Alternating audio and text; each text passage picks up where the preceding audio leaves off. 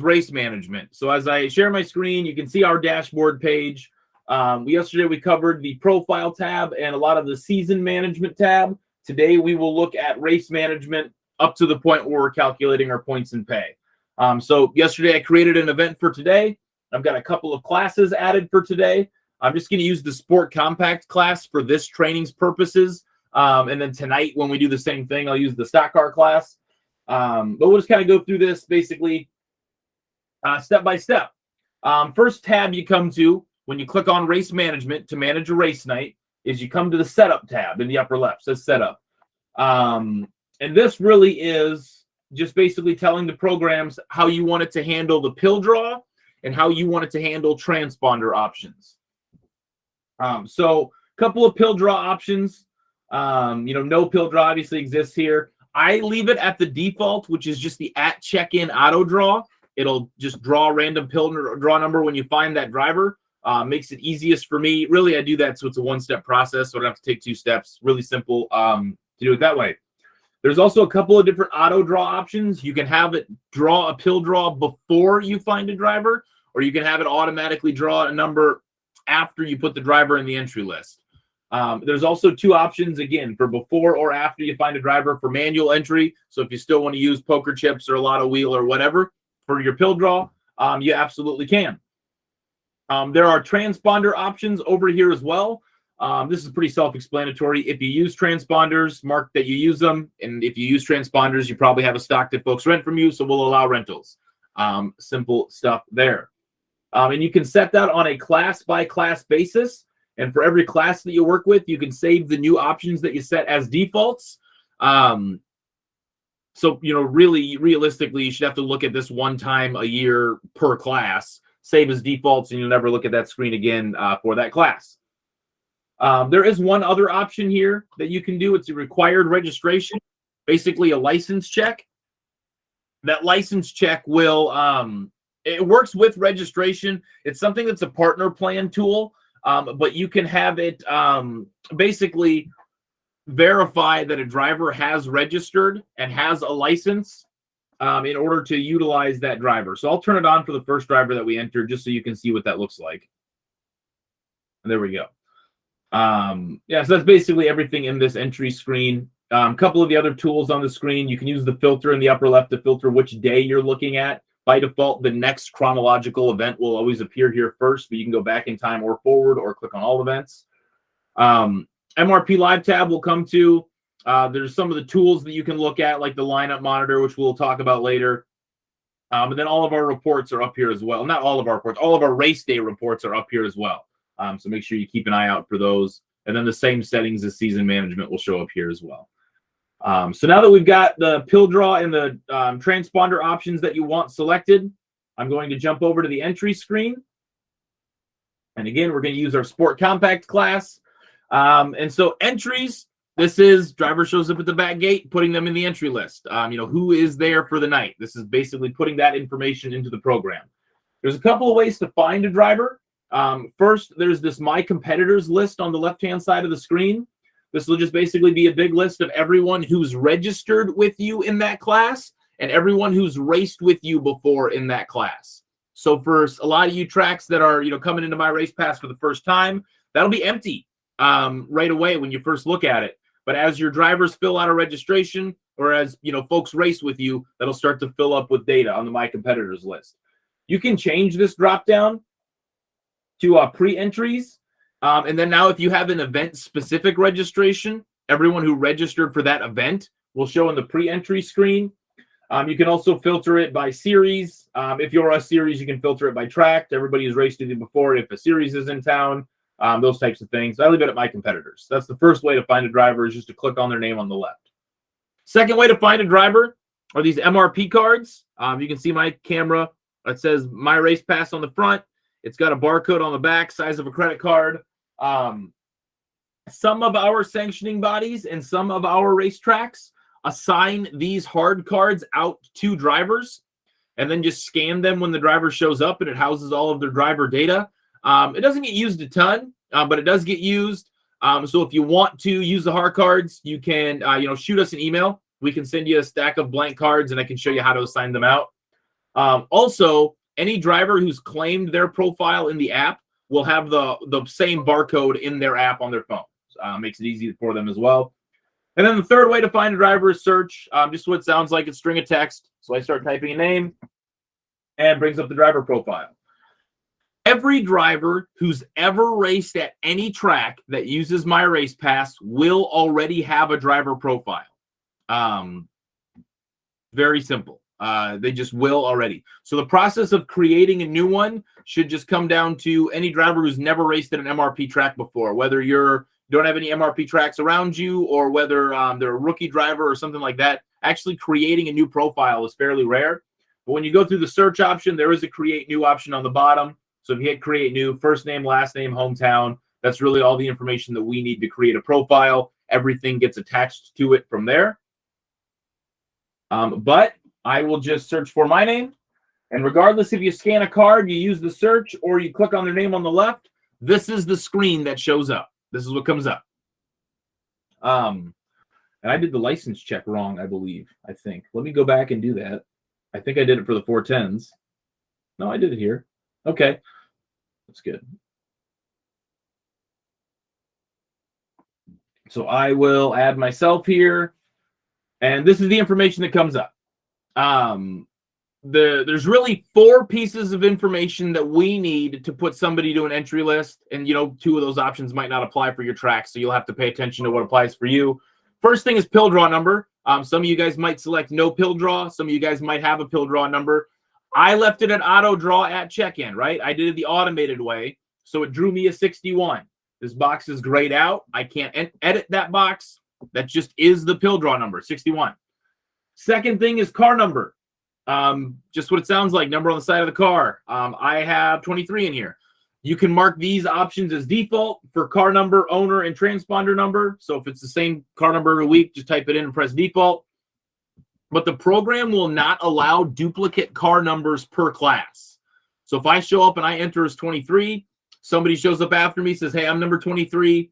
You'll have to put like an X or an initial or something like that behind that 23 for the other driver, or just change their number entirely. Won't allow duplicate car numbers per class.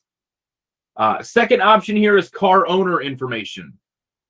Car owner information will come up in 2 specific scenarios. One is rare, and there's just not a lot of tracks out here that do this anymore, is if you're calculating owner points.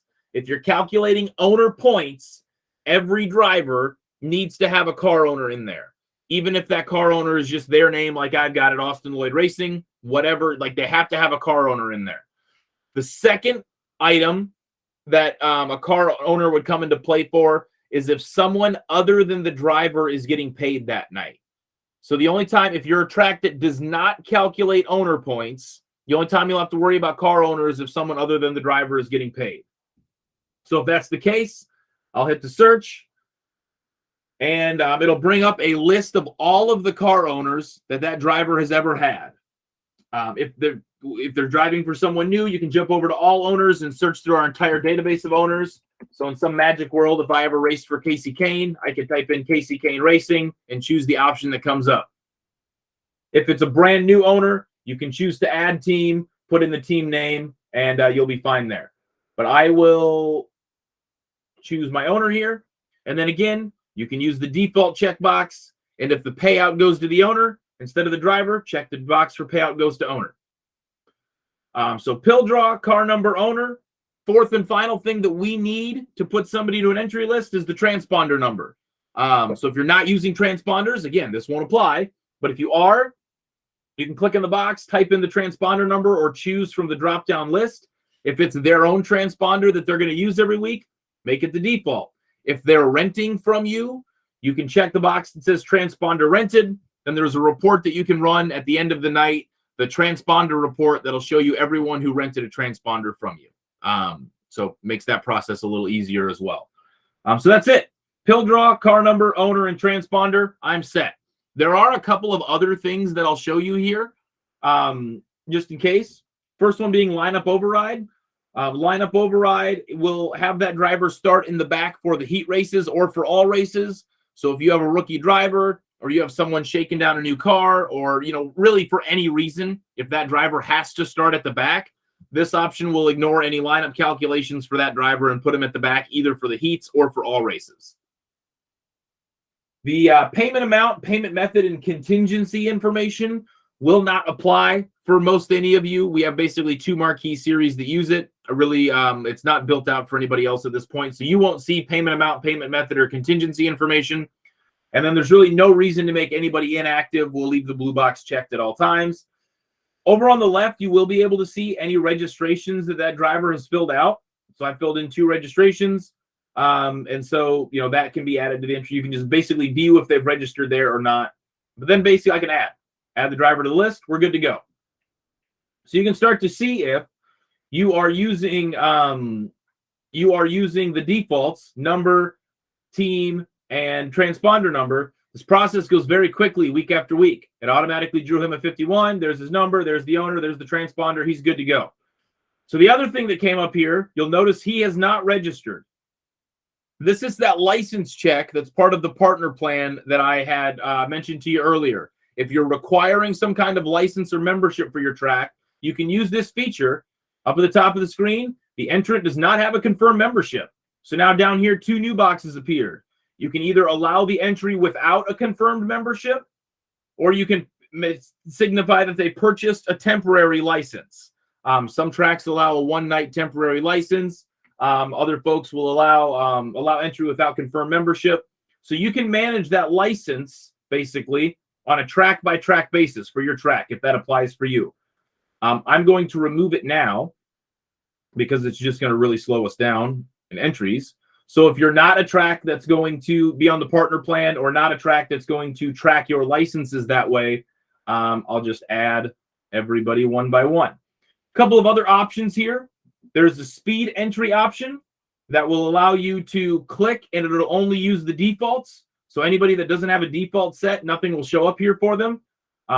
This will be a good example. It's going to give me an error. The number is already taken, so I'll put a B there. So speed entry will just enter them with the defaults, so you don't have to edit any of the transponder or whatever else. If they don't have a default, it'll show up blank like this. And then there's also an import from previous races option. Really comes into play if you're running a multi-day event. You know all the same people are going to be there. This will just have you import from the last race that you ran. And you can import the pill draw number, import transponder numbers, import basically whatever you want that way on that entry list. So I will keep entering the last 2 drivers here. We'll have a 10-car field. You can edit all of this information over here. Obviously, the transponder options will show up, in the box, and you can edit the transponder number, mark it as rented over here as well. I'll keep filling in transponder numbers. And there we go. I've got 10 of them. You can edit any of the other information that you've for the entry. Just edit entry right there. You can edit the driver bio, change the name or hometown. If the name is spelled wrong or if the hometown is wrong, you can edit name, city. That goes through an approval process here with us, but you do have the option to edit it. And then if you are going to use the MRP cards, there is an assign card option here that you can use to assign them one of the blank My Race Pass cards if you so wish to use those. If you do, there's no cost to that part of the Plus plan. You just have to let us know so we can send you a blank stack of those cards. You can also delete an entry here as well. But I've got 10 cars in. There's my entry list. I'm ready to go. Next, I'll jump forward to the Races tab. Races now is where you're going to start setting your race format for the night. What type of races that you're going to run. I'll keep it really simple here. And I'll just throw in a qualifying and a feature event, a main event. So I got 1 qualifying session, 1 feature. You can add heat races here. You can add B mains here. You can add hot laps or practice here. You can do a lot of things here. They're allowed to show you the race types here. Features, heats, dashes, qualifying, special event or hot laps. I'll remove that. You can also put in the number of laps that you're going to run here and the number of cars that go to tech. One thing that I will tell you is don't put a number of laps in the qualifying box. Any information that you have here will get imported to Westhold or to Orbitz, depending on what you're using. A lot of people's reaction is to put the number 2 in here. Everybody gets 2 qualifying laps, right? Well, what'll happen is that if you do that, Westhold will automatically checkered flag the qualifying session after the first car is done. You got more than 1 car. That's not what you want. Don't put a number of laps in that box. But I'll add those 2 races. Here we go. A couple of other things you can do on this screen. You can change your race name. So if you want it to be called Time Trials instead of Qualifying, you can change that. If you want to have a Last Chance Showdown instead of a B Main, whatever else. One pretty unique way that I've seen folks use that is if they're having some kind of memorial race or special event. Like, for instance, I did this for my dad's race. Instead of A Feature 1, I put in Mark Lloyd Memorial Feature. So if you're doing, H&H Mobile Home Night, you could have it your H&H Mobile Home Feature. You just kind of give some more app views to that. And then also sponsors, you can add a race sponsor. So you can have Sioux Falls Peterbilt Heat 1, Kibble Equipment, or you qualifying, or whatever you want to do there. So you can change all that. Edit the number of laps, all that kind of stuff. If you really want to go crazy, you can start drivers 3 wide. I don't recommend that under any circumstance, but some people do it. And then if you're going to use passing points at all, there is a from group option that's designed for passing points. So now instead of sending the top 5 per heat to the A main, we're going to stop sending the top 20 in a group to the A main. I will say if you're going to use something unique like passing points, it's probably a good idea to reach out to us beforehand so that we can review the point scheme. We can make sure that you set the right stuff in the races tab, just kind of point you in that right direction there. But that's what that's for. The other thing that this is the #1 most missed item for a first-time track on race night, is to miss the transfers. There is a transfers option here. So for our event, naturally, we're going to send everybody from qualifying to the A main. But if you're running, you got 40 cars show up, you're running a 20-car A main, you might send, 4 heat races, 5 per heat to the A main, and then everybody else to a B, stuff like that. So just make sure you got your transfer set here correctly. I'll save that information, and we will move ahead to lineups. Lineups, then, just what it sounds like. Now we are calculating our race lineups for how they appear in the app and all of our reports and all of those types of things. There is a nice green, big calculate lineups button up in the upper left. For qualifying, a lot of different ways to set a qualifying lineup. I can use qualifying from pill draw. I can use qualifying from hot lap times, qualifying by last name. There's qualifying by point standings, all that kind of stuff. I'll just use the pill draw because that's what I'm doing. And there's my qualifying order. It's set. It's ready to go. I've talked to a number of asphalt tracks recently who say, hey, we don't really have a set qualifying order. They just kind of show up in whatever random order, and that's how we send them out. That's totally fine. The program will still force a lineup scheme to be created in order to put in results for that race. So in that case, just maybe put it in there by last name or something. And, they don't have to show up in that order, but at least gives you some kind of lineup that you can put out in front of fans. When I was calculating the lineups, you saw that there's a settings wheel up here. You can also get there by going to settings and lineup settings up in the upper right. But this will bring you to a list of all of our lineup schemes that we have. And there are like literally hundreds of them. And a checkbox to the left of each lineup scheme. So when you guys figure out, and I'll go to qualifying to keep it easy because there's not very many.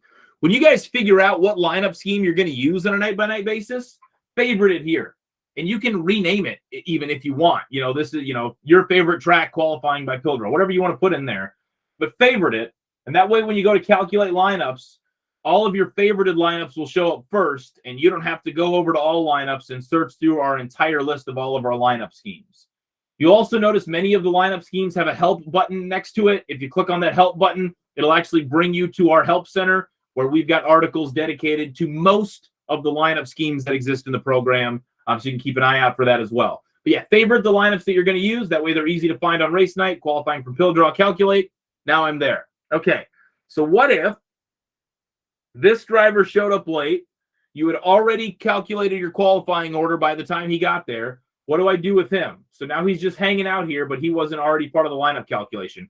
Pretty easy to customize our lineup options. You can either use this box down on the bottom of the screen to type in their number, and it'll add them to the end of the lineup, or you can just click on the name over on the left, adds them to the end of the lineup.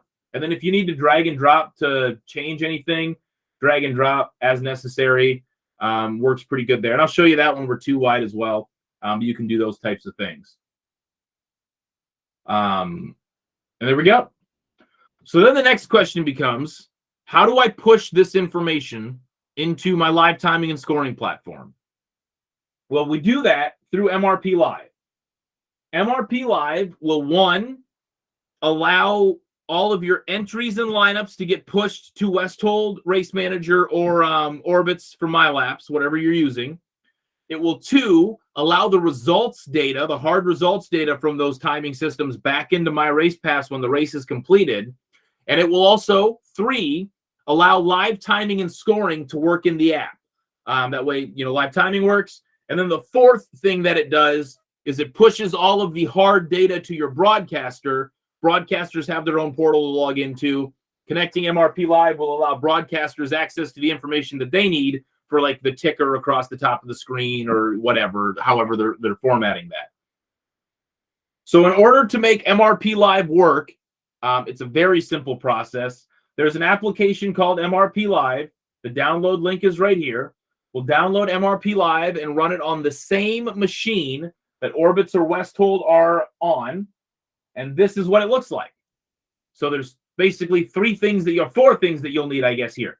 IP and port, the timing system that you're using, and the connection code.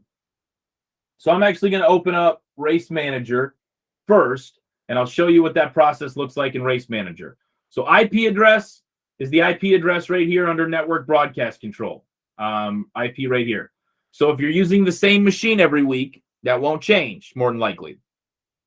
Port number is under the R monitor section. It's 50,000. It's pretty much always 50,000. There's very little reason for variance from that, unless you're running like 4 different scoreboards and stuff's getting overloaded and just weird stuff like that.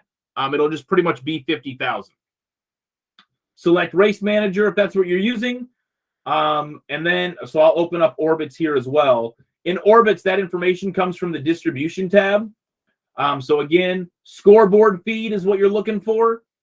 IP address, port number. Port number again, most always 50,000. IP address, as long as you're using the same machine every week, that probably won't change. And then you just pick Orbitz instead of Race Manager from the box. Last thing then is the connection code. This is the only thing that'll really change on a week-to-week basis. Every event in my race pass will generate its own specific and unique connection code. So you can either copy and paste the connection code into the box, or you can click the launch from web button. Either way, connect. And I'm pretty sure I just connected to Race Manager, so I'll use that. And there we go. That's all we need to connect the two.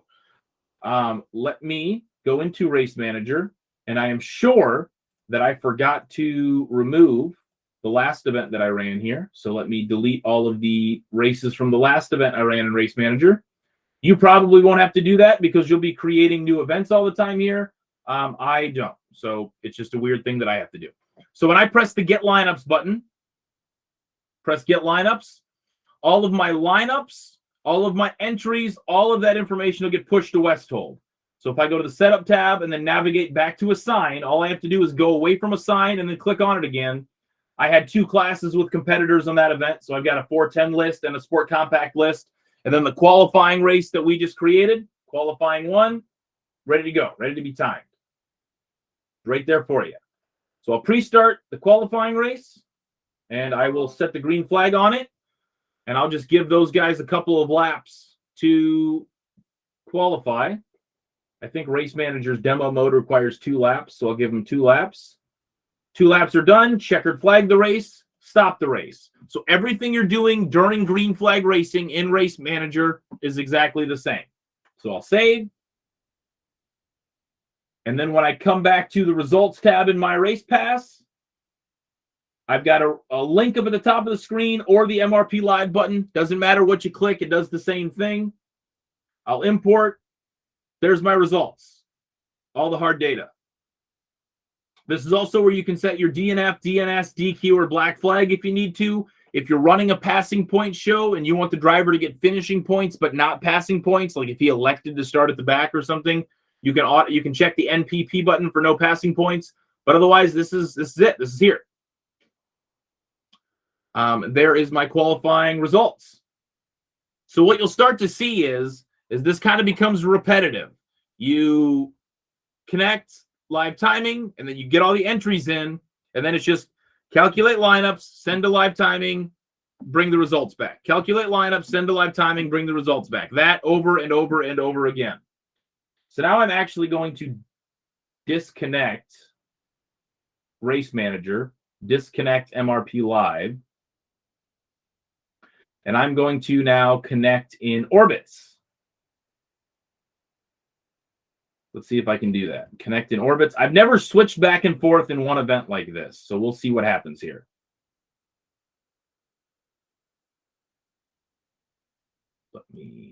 I might have to close Orbits and then reopen it. Process is really similar in Orbits, by the way. It's just you're going to a different place in order to get the information.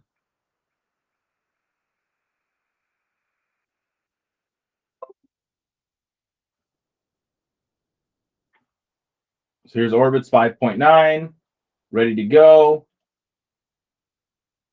IP port Orbits connect. There we go. I'll press Get Lineups. Now in Orbits, and again, I'll have to delete the last race that I ran in here.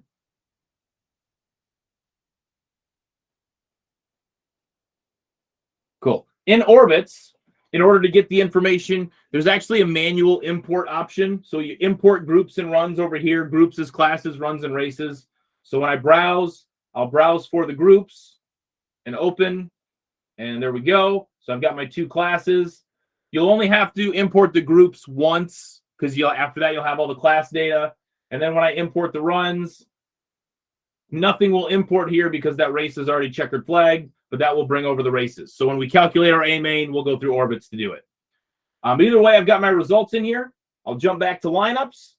Now that qualifying is complete, I can create my feature lineup, or if you're running heat races next, your heat lineup, all of those types of things. So I'll create lineups, and I will just use a feature from qualifying. But again, there are 100 lineup options. So make sure you know what you want to use and pick that thing. So calculate there. There is our A feature lineup.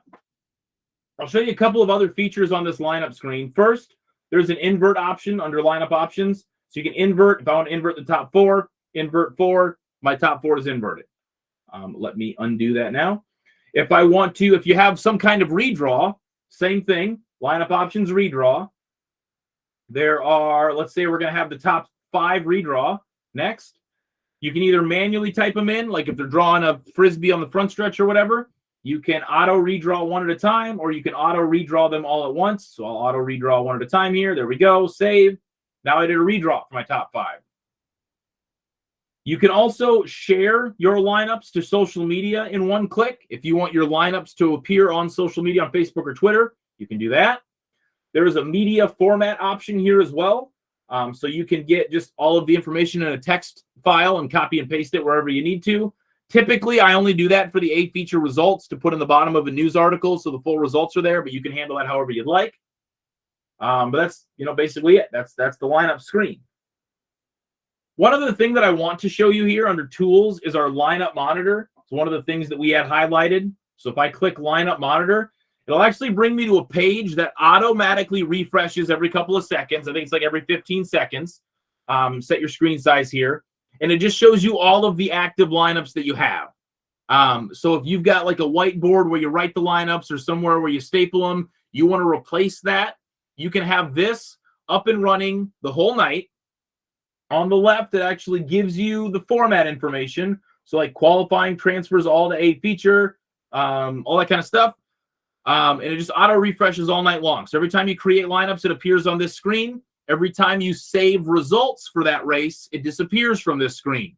So only your active, ready to go lineups will ever appear here.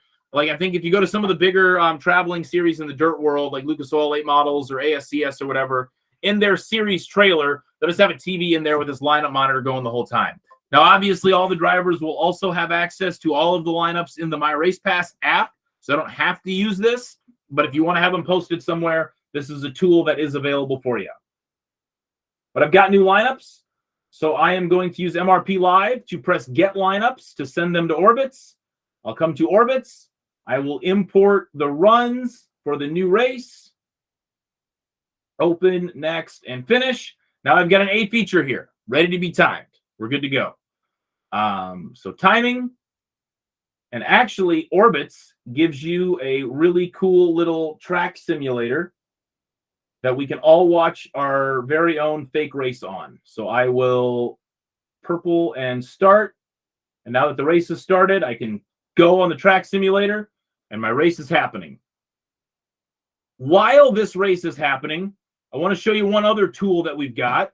It's under the MRP Live tab up here. It's our lap viewer, and it's basically just the same app view live timing in the browser. Super, super handy for your announcer. I am an announcer by trade. Outside of this, I look at the screen as much as I look at the racetrack, probably. There's a number of views in our live timing windows. So you've got your generic running order. Running order gives you the average, the gap, the last, all that kind of stuff that you're used to. There's a best lap view. Best lap view is what it sounds like, best lap of the race.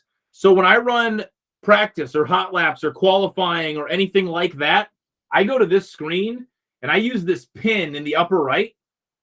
And it says down here, it'll tell you the information for only the most recent crossing. So during a race, it really doesn't do much for you.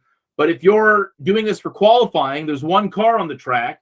Now I can look at this pin view and I can say, as they come across the line, and I'll wait for the last one so it makes more sense here. There we go. 10th, there's the best lap. There's the last lap. And you don't have to scroll through the list to figure out where they are in a 30-car field or whatever. You just look at the bottom of the screen and it's right here. So it's super, super handy for your announcer. I encourage that you show that to him. Beyond that, we've got a positions gained view, your plus and minus, as you know you would see. Here's my hard charger, whatever else. There's an average lap time view where you can view the average lap time for the race and the average lap time over the last 3 laps, which again, as you're getting into the late stages during a broadcast, second is chasing the leader. You can start to tell if, hey, over the last 3 laps, second place has been faster, those types of things. And there's a lap leaders view, so you'll be able to see who's led all the laps. This race is boring. One guy's led all 10, whatever. But yeah, all that kind of stuff exists in the browser. You have to be an administrator to access this view. So if you want your announcer to be able to have access to all of this information, either A, they'll have to pull it up on their phone because it's all the same stuff on the My Race Pass app, or B, you can make them an administrator. They'll be able to come in here and they'll be able to have access to all of this information. It's super valuable, I think. So with that, I will, let's see here. Where are we? I'll let all 10 cars finish. Checkered flag, stop the race as you normally would. I'll get out of the track simulator. Now that the race has been checkered flagged, I can again come back to the results tab. A feature 1 is ready. So whether I click the link up here or the MRP Live button, I just import the results. So you're starting to see, get the entries right, get the races data right, and then it's just a matter of calculate the lineups, push it to live timing, bring in the results. Then now what qualifying is done, I can do that for the heat races. Now when heat races are done, I can do that for the features. You can do all classes at once. One thing that I will tell you about the imports is that our imports will save, I think it's up to like 25 result files at once. So if you don't get if you don't get heat race number 1 imported before heat race number 2 starts, not a big deal. You can go back later and import them individually. Just pick the right race from the result imports. Let's say these changes, you've saved this as the results. It's up, it's available, it's live. And then you get a call later on, hey, second place didn't make weight or second place failed tech or whatever. Come back to this screen, mark him as a DQ, save. It'll push him to the bottom of the list. Everybody else moves up 1, that kind of a deal. So simple to adjust that. And then again, same share button from the lineups is here. So I can share this to social media for my results. I can do the media format option, copy and paste the results to the bottom of a news article, so on and so forth. So simple stuff there. So there's a lot of options. There's a lot of fixtures. There's a lot of things to look at in our live timing and in our race management stuff. But yeah, I mean, it all is designed to help you on a race night. The only other thing that I want to show you is the reports up in the upper right. And I'm not going to go through all of the reports. I'm just going to highlight a couple of them. First, the transponder list. You can see that there's a checkbox for somebody who rented a transponder. So you can see who rented them in your transponder list. Second option that I'll show you here is our lineups. We've got 3 different lineup reports, so look at them and see what works best for you. I like the lineup sheet because I'm a selfish announcer and this works the best for me. I'll choose lineup sheet though, so you can see this. It's got, position, or yeah, here we go. This works better. Oh, this is the 410 stuff, isn't it, Dakota? Yeah, you really did mess that 410 stuff up. There we go. So it's got row, number, name, and hometown, all basically in one place. So if you've got an announcer who doesn't go car owner, engine builder, chassis builder, sponsors, any other information other than this, you can just give them this report, and that will be their lineup that they can read, or you can use it for whatever else. There's also a couple of results reports, so you can, be able to see the results. There's my 8 feature results, all that kind of stuff. A couple of other reports up here. So there's a lot of stuff in here. See what works best for you and what you're going to utilize. Yeah, and that's basically a race night. There's not much. There's not really much more to it. We didn't look at points and pay. That's on the schedule for tomorrow. Our points, our pay, our point schemes, our pay schemes, the 1099 report, and then some of the other reports that are not part of the events. But I just wanted to get through the basics of this is how I manage a race night. This is how I put in the entries. This is how I calculate the races. These are my lineups. These are my results, those types of things. So that's what I had to show you here. So before we wrap, I want to open it up. If anybody's got any questions, whether they're specific to your race night or they're, questions generic about how the program works, this is your opportunity to go ahead and fire away. If you think of a question later, you can send it to support@myracepass.com. I'll put that in the chat. Support@myracepass.com. That is our help desk. Dakota and I both monitor it along with a couple of other members of the team. So if you got a question, send it there. It'll get answered usually same day. If it's late in the day, sometimes it's next day. And we monitor that over the weekend as well. So does anybody have anything now?